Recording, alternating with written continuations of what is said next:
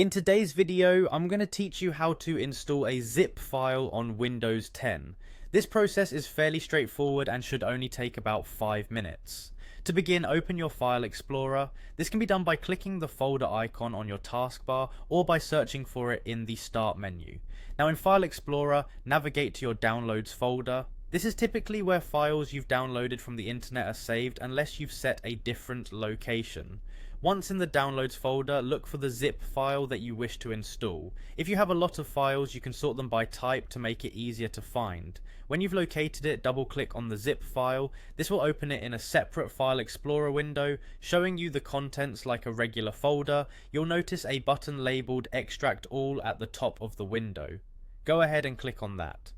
Alternatively, if you prefer using the right-click method, right-click on the zip file and select Extract All from the context menu that appears.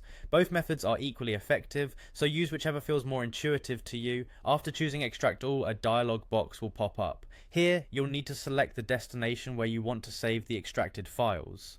You can either choose an existing folder, like your desktop, or create a new one by clicking Browse and then Make New Folder. Once you've decided on the location, confirm your choice.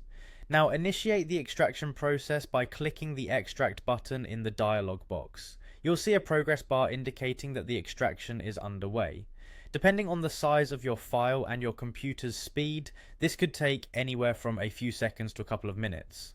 Once the extraction is complete, navigate back to the folder where you saved the files. Look for an executable file, often named setup.exe, install.exe, or something similar. It will usually have the program's name followed by .exe. Double-click this installation file to launch the installation process.